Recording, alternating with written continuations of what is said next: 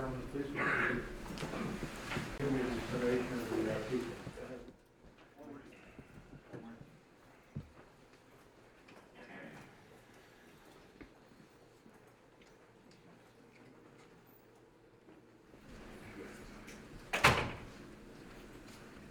Morning, everyone. Please be seated. Read as follows.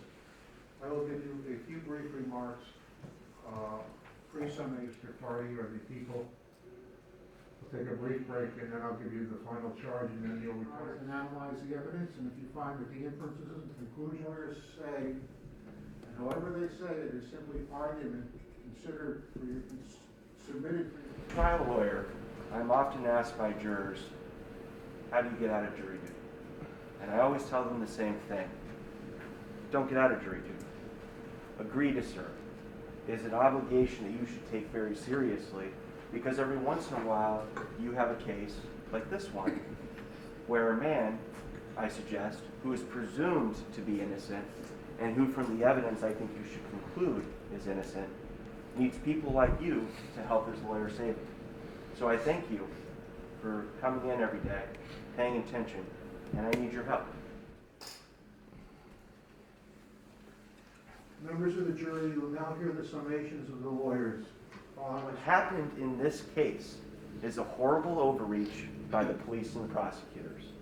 They have not been searching for the truth. They've been searching for a conviction. And I want to give you a very simple example of how you know that is to be true. And maybe it's something that hasn't even dawned on you yet during the course of this trial.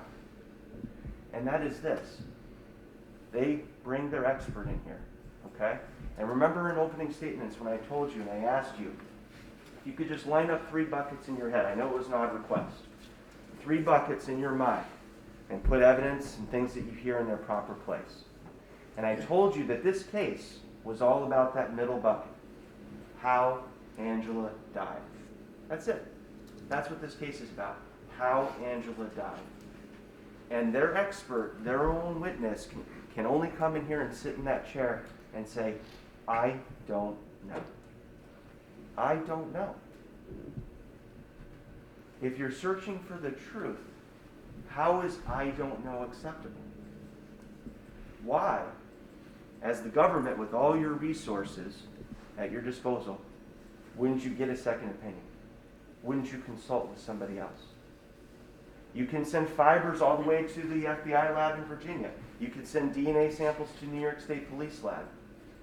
And your expert on that all-important question of how Angela died can only sit there and say, I don't know. Why wouldn't you get a second opinion? Instead, what you hear in jury selection from the very first days of this case, they come out and they tell you, you guys understand that science isn't perfect. You guys understand that forensic pathology isn't perfect. And then you come to find out, why? Because you want to get to the truth. You have a date here, okay? And the year. I will kill you and bury you where no one will find you. These are the words of the defendant when he speaks to his wife.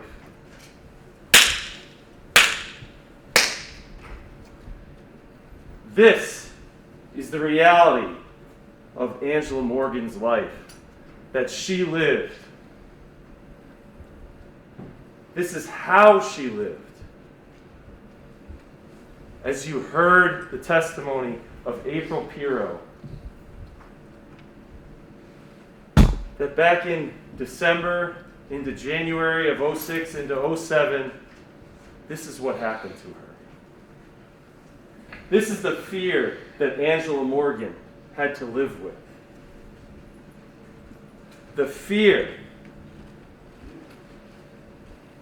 that what she did would make him mad. The fear as to whatever she did would lead to Objection.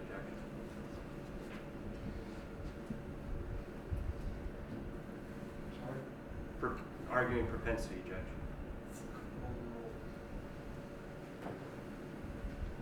This is the fear that Angela Morgan lived with. as she was in the parking lot of Family Dollar, in public, as she felt the defendant's hand close around her neck, pressing her up against the van, toes barely touching the ground. This is what James Palin saw.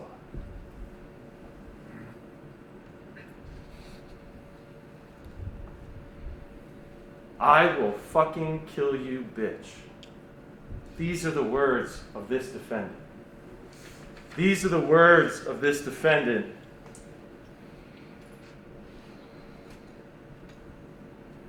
that resulted in Angela Morgan's fear.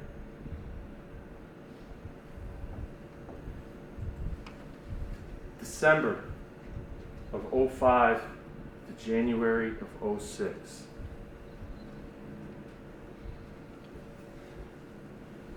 In that parking lot where she was choked, that fear slowly crept in. Thereafter, in July of 2007, while staying with Crystal Feller,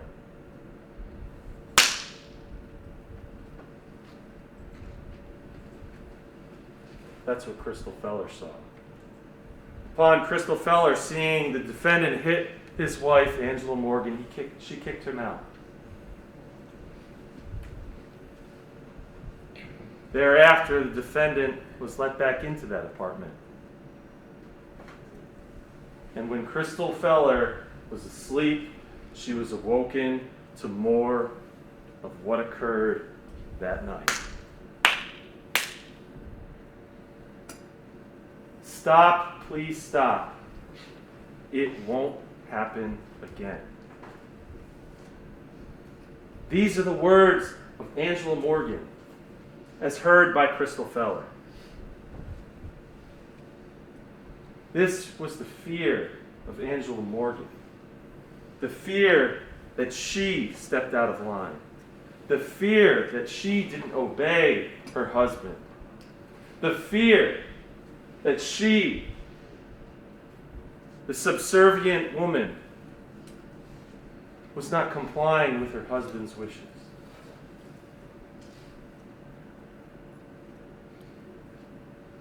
The defendant's own statements to Crystal Feller. It's her fault that the defendant hit Angela Morgan. It was Angela Morgan's fault that the defendant hit her.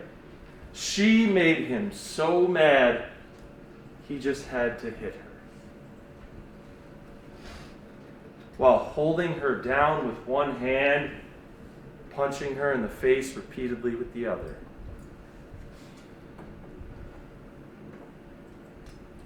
Tax season, 2007. In their apartment in the Half Moon. More screaming. And Melissa Turner walks in to see the defendant with his hand around the victim's throat, slamming her head up against the bedpost. These four instances shed light on the fear of Angela Morgan. These four instances are not to show propensity, that the defendant, because he did that, is more likely to have done this crime, which is murdering his wife. These four instances show why the defendant was upset, and when he was upset, what exactly he did to his wife. Thank you. Ladies and gentlemen, please give me the information of the people.